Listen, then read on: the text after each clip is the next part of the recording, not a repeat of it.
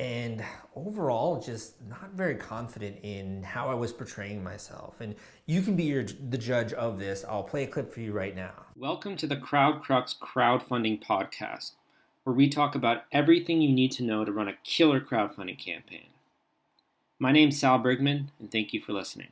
Hey guys, this is episode number 5 of the Crowd Crux crowdfunding podcast. Thanks for tuning in. Instead of having a guest on today, I'm going to be speaking to you directly.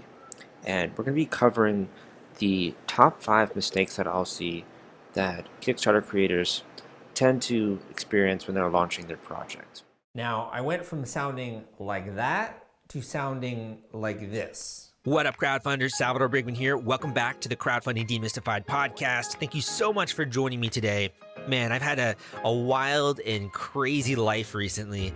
So for those of you who don't know, in the last few weeks, I actually went back to El Salvador. And I'm adopted from El Salvador. I was adopted at the age of 1.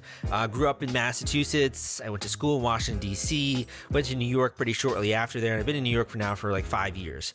So I've always been surrounded by American culture. And, I was raised by 2 white parents. When I was first getting started, I didn't actually think you could change the way you sound. I didn't think you could change your voice. I thought you were just born with it, that you had good public speakers and bad public speakers. You had good podcasters and bad podcasters. And I felt kind of frustrated and disappointed because so many of the people I looked up to, I couldn't sound like them. I couldn't sound like Tim Ferriss. I couldn't sound like Lewis Howes or Pat Flynn or all these mega podcasters that I loved and I wanted to be like.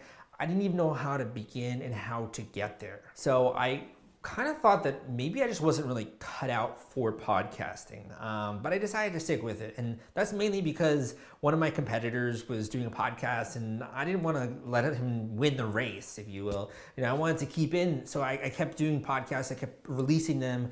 I got to 25 episodes, I got to 50 episodes, and slowly, little by little, I started to actually improve my voice. And I didn't really notice it at first. It was only once someone came up to me and they were like, dude, you are amazing on this podcast. Like you sound like a podcaster. And I was like, that is so strange because I don't think that at all.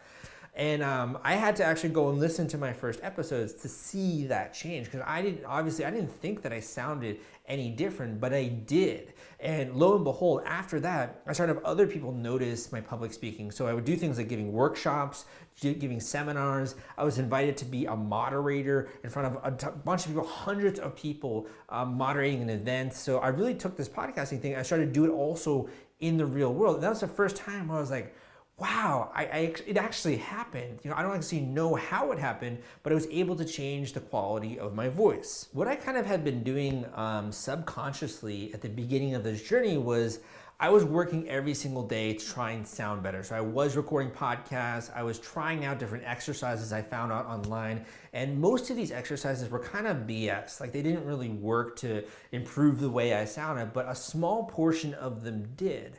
And I would write down sort of this ritual or this routine that I would do before a podcast and what worked and what didn't and how I wanted to improve the next time. And over time, I kind of built this catalog, if you will, this folder of all of these exercises and techniques and the things that I was doing that was working or that seemed to be working. So in order to put together this course, I basically went back into all of these old files and I pulled out the ones that I thought were the most effective to cause a vocal transformation rapidly. I'm not talking about a year. It took me about a year to really change my own voice, but I think this can be done literally in a matter of 30 days, maybe 60 days. If you apply these exercises, if you're working on your voice, if you're aware of even the components of voice and how to sort of pull these different strings to have the effect that you want, then you can do this really, really quickly. With this course, you're not only gonna get access to all of these techniques that I found that are proven to work to actually change your voice, but I'm also gonna give you very realistic expectations. I'm going to actually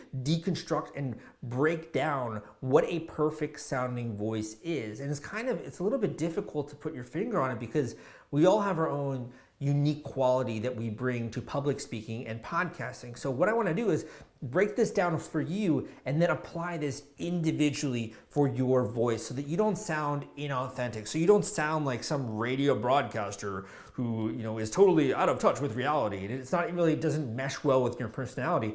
How do we take these principles that work to change your voice and to have the best quality sounding voice? How do we take those principles and apply it to your unique situation? That's exactly what I've done with this course. Since getting started with my podcast, I've produced hundreds of episodes. I've interviewed famous celebrities, people who are experts in my field, people who just have tons of acclaim and who I think have really resonant, amazing sounding voices. And I've been able to hold my own while interviewing these guests. And not only that, but now I can have a YouTube channel. I can go out there, I can easily do a public talk. I can do seminars if I want to. It's very easy for me to now translate this into real world results and real world applications. Improving your voice obviously has the effect of having a better podcast, but can also improve many other areas of your life when it comes to sales and making more money, when it comes to being able to take your work to a much larger audience in person, when it comes to even talking with people in your own personal life and coming off with more confidence.